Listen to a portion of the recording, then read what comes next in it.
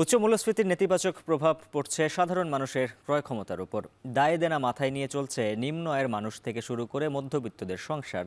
কমছে সঞ্চয়। বাংলাদেশ পরিসংখ্যান ব্যুরোর তথ্য বিশ্লেষণ করে দেখা যায়, গত 4 বছরে মূল্যস্ফীতির হার দ্বিগুণ হয়েছে, কিন্তু মানুষের আয় স্থবির হয়ে পড়েছে। ফলে এই ঈদের কেনাকাটা নিয়েও তেমন উৎসাহ নেই। বাংলাদেশ দোকান মালিক সমিতির তথ্য অনুযায়ী গত ঈদের তুলনায় এবারের ঈদে বিক্রি কমেছে প্রায় 50 থেকে 80%। বাকিটা জানাচ্ছেন বেলায়েত হোসাইন। পূব আকাশ থেকে উত্তাপ ছড়ানো শুরু করেছে সূর্যি মামা। মেঘনার জলেও তখন উত্তাল ঢেউ। এখানে জল ও জালের কাব্যে লেখা হয় কত শত মানুষের আমিষ যোগানের গল্প। জোয়ার ভাটার সাথে তাল মিলিয়ে যারা সময়ের হিসেব মেলান, তাদেরকে আমরা এক শব্দে বলি জেলে। মাছের নেশায় যাদের দিবারাতি কাটে, তা কি শুধুই নেশা, নাকি মাথায় ভর করে আছে মহাজনের দাদনের টাকা? প্রতিদিনই রাজ্যের সকল দুশ্চিন্তা নিয়ে মেঘনা পাড়ের জেলেদের সঙ্গে মাছ ধরতে আসেন রিপন ব্যাপারীও। একদিকে মহাজনের দাদন পরিশোধের দায়, অন্যদিকে ছেলে মেয়ে বউ স্বজনদের 3 বেলা আহার জোগাড়ের লড়াই। আমরা একটু দেখতে চাই রিপন ব্যাপারীর থলেতে আজ যতটুকু মাছ উঠল তা দিয়ে তার কত টাকা আয় হলো আর কত টাকা ব্যয়। হলুদ মরিচ পেঁয়াজ টেয়াজ কিনলাম, চাউল কিনলাম, টাকা নাই আমার লগে টাকা আছে 20 টাকা। আমার লগে একটা বাগি আছে, আমার একটা ছেলে আছে, আমি ছেলের কি দিমু আর বাগির কি দিমু। রিপন ব্যাপারীর মতো নিম্ন আয়ের বেশিরভাগ মানুষেরই জীবন চলছে এখন দায় দেনা মাথায় নিয়ে। নদীতে গেছি 2 জোবায়, তেল ফুরছি 600 টিয়ার, মাছ পাইছি 900 টিয়ার। 900 টিয়ার মাছ পাইয়া চার দোয়ানো দিয়েছি 200 টিয়া, আমরা নিয়েছি 100 টিয়া তেলের দোয়ানো দেয় না। বাড়ির কোনো বাজার সদায় নিতে পারি না। আমরা দিন দিন দেনা থাকি, প্রতিদিন দেনা থাকি, দোকানও দেনা বাজাই, সমিতি কিস্তি দিতে পারি না।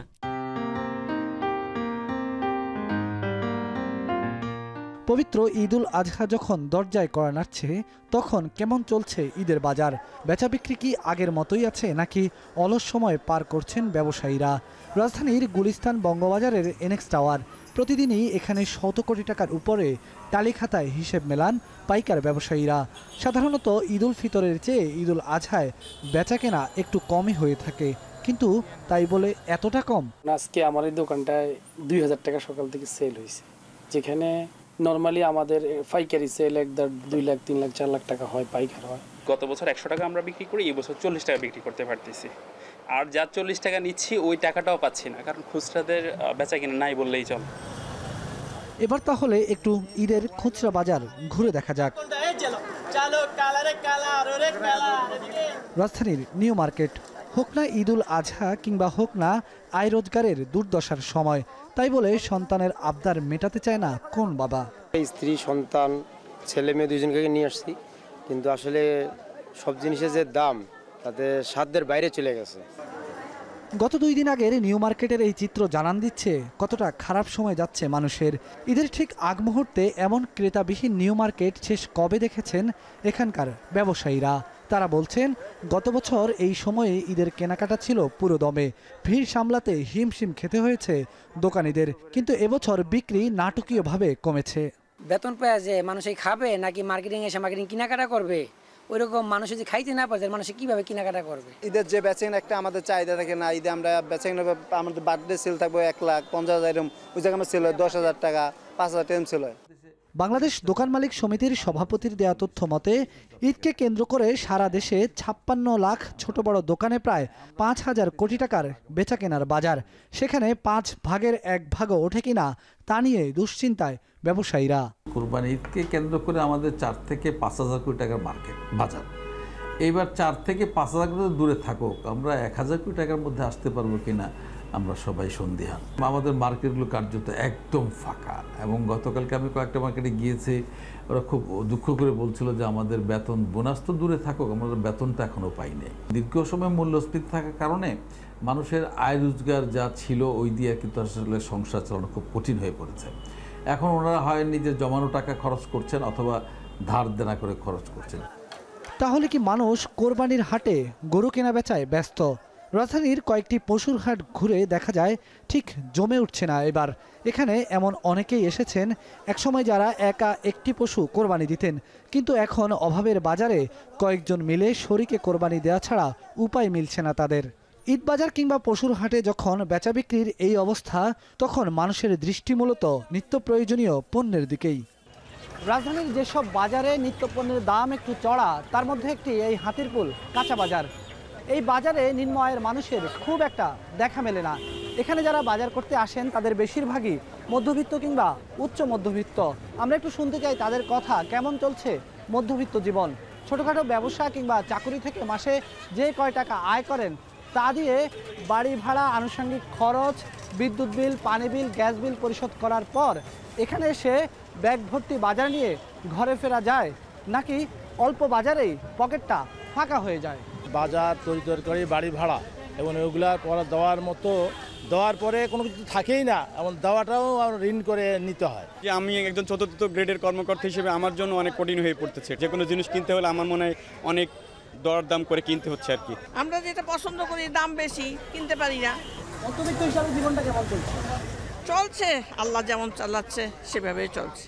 আমি এফোর্ড করতে পারি, তাই বলে নিত্য প্রয়োজনীয় জিনিস যেটা প্রতিদিন কিনি সেটা যদি দাম প্রতিদিন বাড়ায় তো কেমন লাগে? This is ridiculous price. ফল সাধারণ মানুষ কিনতেছে পারছে বলে আমার মনে হয় না। অতিরিক্ত পয়সা যাদের আছে তারাই কিনতেছে। সাধারণ মানুষের পক্ষে আসলে ওই দাম দর করে ঘুরে যাওয়া ছাড়া কোনো উপায় নাই। সরকারি পরিসংখ্যান মতেই উচ্চ মূল্যস্ফীতির এই কালে মানুষের আয়ের পরিধি খুব একটা বাড়ছে না, ক্রয় ক্ষমতার উপর পড়ছে তাই নেতিবাচক প্রভাব। বাংলাদেশ পরিসংখ্যান ব্যুরোর তথ্য বলছে, মজুরি বৃদ্ধির হারের তুলনায় দ্রুতগতিতে বাড়ছে মূল্যস্ফীতির হার। চলমান অর্থ বছরেই মূল্যস্ফীতি এবং মজুরি বৃদ্ধি হারের মধ্যে ব্যবধান প্রায় 2%। অর্থাৎ মানুষের আয় যতটুকু বাড়ছে তার চেয়ে অনেক বেশি বাড়ছে তাদের ব্যয়। সবচেয়ে বড় কথা, মজুরি, আয় কিংবা বেতন এগুলো মোটা দাগে বাড়ে বাৎসরিক হিসেবের ভিত্তিতে, আর নিত্যপণ্যের দাম বাড়ছে প্রতিদিন, প্রতি সপ্তাহে কিংবা প্রতি মাসে। বিবিএসের তথ্য বিশ্লেষণ করে দেখা যায়, গত 4 বছরে মূল্যস্ফীতির হার বেড়ে দ্বিগুণ হয়েছে, কিন্তু সেখানে এই 4 বছরে মজুরি বেড়েছে মাত্র 1%। বিশ্লেষকরা বলছেন, আদর্শ অর্থনীতিতে মজুরি বৃদ্ধির হার হতে হবে মূল্যস্ফীতির তুলনায় কমপক্ষে 2 থেকে 3% বেশি, কিন্তু বাংলাদেশের চিত্র পুরোপুরি উল্টো। একটা সুন্দর সাবলীল অর্থনীতিতে একটা যেটা প্রবৃদ্ধির দিকে যাচ্ছে, সমাজের উন্নতি হচ্ছে, সেই পরিবেশটা হলে তখনই হবে যখন মানে মজুরির হারটা মূল্যস্ফীতির হারের চাইতে অন্ততপক্ষে 2 থেকে 3% বেশি হবে প্রতি বছর। তিনি বলেন, একদিকে আয়ের বৈষম্য, অন্যদিকে নাজুক অর্থনীতি, সব মিলে নাভিশ্বাসে থাকা নিম্ন আয়ের মানুষের কমছে ক্রয় ক্ষমতা। গড়ে এখনো বিশেষ করে শ্রমজীবী মানুষের জন্য তাদের ক্রয় ক্ষমতা বাড়ছে না। যে আয়ের যে বৈষম্যটা সমাজে, সেটা অনেক বেড়ে গেছে। মধ্যম এবং নিম্ন মজুরির যারা, তাদের যে মজুরি বৃদ্ধি হচ্ছে সেই হারটা ইনফ্লেশনের চাইতে কম। উপরের দিকে যারা, খুব উপরের দিকে, মানে managing director, deputy managing director, এই লেভেলগুলোতে আবার বেতন দ্রুত বাড়ছে। তাই আপাতত মূল্যস্ফীতি নিয়ন্ত্রণে নজর দিতে হবে সরকারকে। সেই সঙ্গে নিম্নমুখী রিজার্ভের গতি ফেরাতে হবে আস্থাশীলতার দিকে, এমন পরামর্শই দিচ্ছেন এই অর্থনীতিবিদ। মূল্যস্ফীতিটাকে যদি আমি পাশে আনতে পারি, আমি কিন্তু। বিলায়েত হোসাইন, এখন, Dhaka. Lily Lemon Face Wash. Lily, always beautiful.